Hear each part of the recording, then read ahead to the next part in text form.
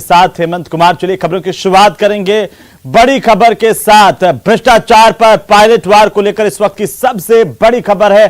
कल से सचिन पायलट धरने पर बैठने वाले हैं। भ्रष्टाचार के खिलाफ कल सचिन पायलट धरना देंगे। कल सुबह 11 बजे अनशन पर बैठेंगे सचिन पायलट। शहीद स्मारक पर धरना देंगे। धरने में कोई भी विधायक शामिल नहीं होगा। बड़ी जानकारी इस वक्त की पायलट के अनशन को लेकर के कांग्रेस पार्टी के प्रदेश प्रभारी ज्योतिरादित्य, आपको बता दें कि कांग्रेस पार्टी के प्रदेश प्रभारी रंधावा ने बड़ा बयान दिया है। सचिन पायलट को अनशन से पहले उन्होंने कहा कि मुझसे बात करनी चाहिए थी। कल जयपुर जाकर के सचिन और गहलोत से मुलाकात करेंगे। मेरे साथ बात नहीं की। मेरे साथ बात करने के बाद इनको प्रेस में जाना चाहिए था और शायद मैं भी साथ बैठ जाता कि हाँ इन्होंने मेरे को कहा है। पार्टी का डिसिप्लिन और पार्टी का टाइमिंग, जो आज टाइमिंग है, और तो एक बात मैं बहुत क्लियर कर देना चाहता हूँ कि करप्शन के अगेंस्ट हमारा लीडर जो है राहुल गांधी, उसकी जुबान बंद करने के लिए पार्लियामेंट से निकाल दिया, उसको जेल की सजा दे दी। वो काम हम कर ही नहीं सकते जो करप्शन की फेवर में जाए। वो तो सभी के मन में रहता है, वो तो नहीं मैं रूल आउट कर सकता। हर आदमी चाहता है कि मैंने काम किया है, पर उसके लिए धैर्य भी रखना पड़ेगा, वेट भी करनी पड़ेगी। कई बार कांग्रेस पार्टी या किसी पार्टी में जब रहते हैं तो हमें काम भी करना पड़ता है कि हमें जो भी है कि डैमेज कंट्रोल करने के लिए एक टीम बननी चाहिए जो इमीडिएटली उसके ऊपर एक्शन करे। लंबा टाइम नहीं जाना चाहिए, तो करेंगे, कोई ऐसी बात नहीं है। और जो है चैलेंज है उनको एक्सेप्ट भी करेंगे और काम भी करेंगे। तो क्या सचिन पायलट ने भ्रष्टाचार के खिलाफ जंग का ऐलान कर आर पार की जंग छेड़ी है? कल यानी कि मंगलवार को सचिन पायलट शहीद स्मारक पर अनशन कर बीजेपी सरकार के वक्त के भ्रष्टाचार पर एक्शन लेने का दबाव बनाएंगे। लेकिन उसके पहले विपक्ष के साथ साथ अपने भी इस पर हमलावर हो गए हैं। यह खास रिपोर्ट देखिए।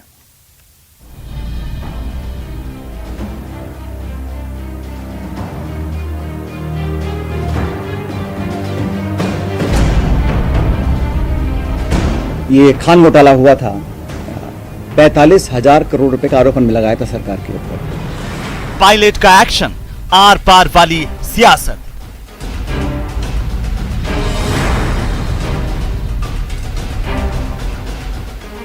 तेईस की जंग से पहले प्रेशर पॉलिटिक्स। जब वो एक हाथ दीवार बनाते हैं पानी को रोकने के लिए, कोई आदमी गलत स्टेटमेंट देके 2 हाथ गिरा देता तो उसका मतलब क्या होता? जब कांग्रेस का आम कार्यकर्ता को सोचने की बात है कि ऐसे लोगों का साथ नहीं दें ताकि कांग्रेस जीत के आए, उस जीतेगी, हम सब आगे बढ़ पाएंगे। भ्रष्टाचार पर वार, फिर अनशन हथियार। करप्शन को लेकर हमारी सरकार जो कहती है हम कर दिखाएंगे। और एक दिन का अनशन 11 अप्रैल को मैं रखूंगा शहीद स्मारक पर। 11 अप्रैल की तारीख यानी प्रसिद्ध समाज सुधारक महात्मा ज्योतिबा फूले की जयंती। दलितों और शोषण के शिकार लोगों के मसीहा बाबा फूले की जयंती पर सचिन पायलट का अनशन भले ही भ्रष्टाचार के खिलाफ एक मुहिम है, लेकिन अनशन की ये तारीख पायलट की पॉलिटिक्स का बड़ा संदेश देने वाली है। एक चुप्पी के बाद न सिर्फ पायलट याचना की जगह अब रण के मूड में है। अनशन करप्शन के खिलाफ कार्रवाई करने को रखा जाएगा। अब तक जो हम नहीं कर सके 4.25 साल में, उसको करने के लिए, ताकि मैं फिर कहना चाहता हूं, जनता जनार्दन है और हर पार्टी को अपनी बात पर विश्वास कायम कराने के लिए प्रमाण देना जरूरी है। तो इसलिए अपनी बात को लेकर मैं शहीद स्मारक पर 11 अप्रैल को ज्योतिबा फूले जी की जयंती है, उस दिन एक दिन का अनशन रखूंगा। कांग्रेस के अंदर से इस पर जैसी प्रतिक्रियाएं होनी चाहिए थी वैसी हुई भी। जब वो एक हाथ दीवार बनाते हैं पानी को रोकने के लिए, कोई आदमी गलत स्टेटमेंट देके 2 हाथ गिरा देता तो उसका मतलब क्या होता? जब कांग्रेस का आम कार्यकर्ता को सोचने की बात है कि ऐसे लोगों का साथ नहीं दें ताकि कांग्रेस जीत के आए, उस जीतेगी, हम सब आगे बढ़ पाएंगे। आज इतना शानदार हमारा बजट है। राहुल गांधी जी की इतनी शानदार महंगाई, भ्रष्टाचार और सामाजिक समरसता पे यात्रा निकली है, शानदार समर्थन मिला हम लोगों को, उसको हम आगे बढ़ाएं। वो काम करेंगे तो हम चुनाव जीत पाएंगे आसानी से। इसी संबंध में मैंने पहले कहा था। ये तो बात हुई कांग्रेस की, लेकिन बीजेपी भी पायलट के इस एक्शन के बहाने अपनी सियासी जमीन मजबूत करती दिख रही है।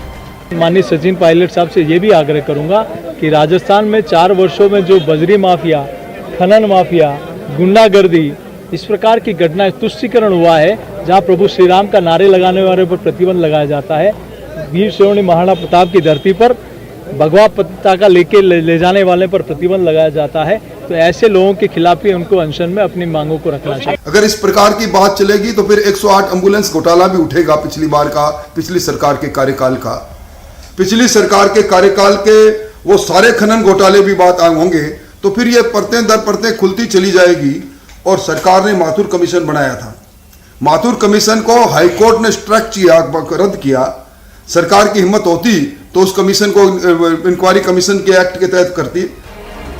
जहां अपने और पराए तंज कसने में पीछे नहीं हैं, तो पायलट कुछ बेफिक्र से नजर आ रहे हैं और उनकी बेफिक्री का ये अंदाज इशारों में काफी कुछ कह रहा है।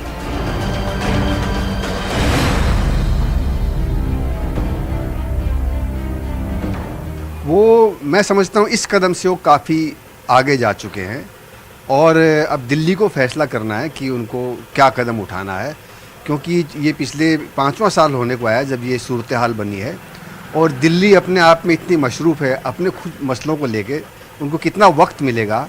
तो अब जिस तरफ इन्होंने कदम बढ़ा दिए हैं उसमें अजीब सी एक फिजा बनी हुई है कि क्या ये वापस उस मकाम तक आएंगे।